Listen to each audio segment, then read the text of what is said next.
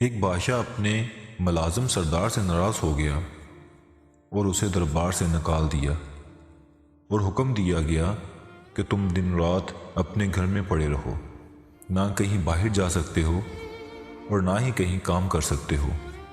یہ بظاہر معمولی حکم تھا، کیونکہ دن رات گھر میں پڑے رہنا، کچھ کام کاج نہ کرنا اور فارغ وقت گزارنا بہت مشکل ہوتا ہے۔ ویسے بھی ایک آدمی ایک ہی جگہ اور ایک قسم کے لوگوں میں رہتے رہتے گھبرا جاتا ہے، اور تو اور بہت وحشت ہوتی ہے۔ وقت کاٹنا دوبر ہو جاتا ہے۔ چنانچہ اس کے ساتھ بھی ایسا ہی ہوا۔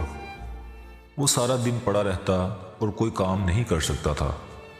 سردار بہت پریشان تھا، کیونکہ اس کے بچوں کے پیٹ بھرنے کا سوال تھا۔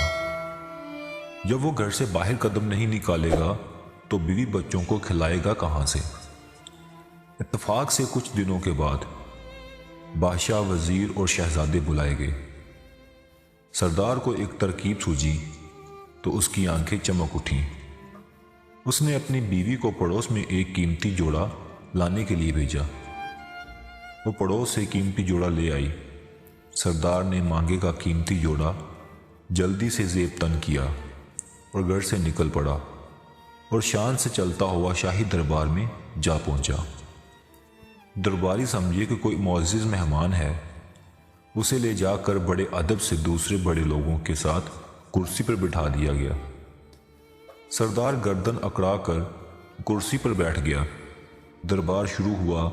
جشن کی تمام رسمیں ادا کی گئیں اور اس کے بعد دسترخوان پر اعلیٰ قسم کے کھانے رکھے گئے۔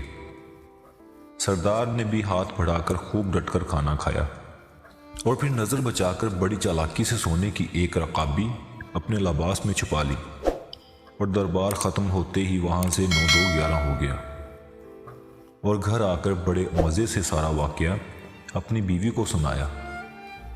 اس کے بعد اس کی بیوی بازار جاتی اور سونے کی رکابی کا ایک ٹکڑا کاٹ کر فروخت کر کے کچھ رقم لے آتی۔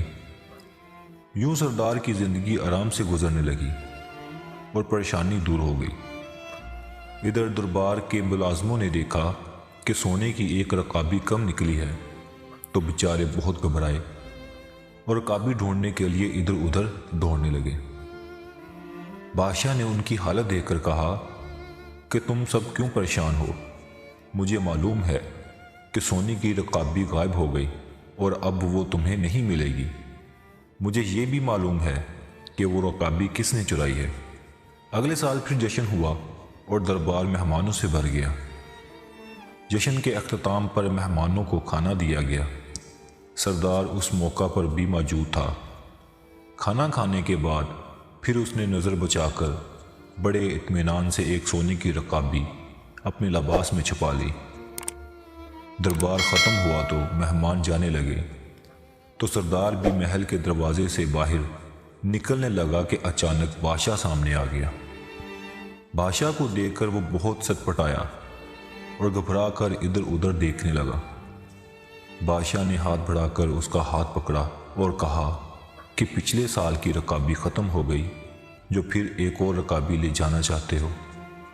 یہ سنتے ہی سردار کے ہوش اڑ گئے اور خوف کے مارے کانپنے لگا۔ آخرکار بادشاہ کے قدموں پر گر پڑا اور کہنے لگا، حضور کے حکم کی تعمیل میں مجھے میرے گھر میں بند کر دیا تھا۔ کئی مہینوں تک پریشان اور تنگ دست رہا، آخر مجبور ہو کر یہ نازیبا حرکت کی۔ حضور مجھے معاف کر دیں۔ بادشاہ کچھ دیر سوچتا رہا، پھر کہنے لگا کہ اچھا، ہم نے تمہیں معاف کیا اور تمہاری ملازمت بھی بحال کر دی۔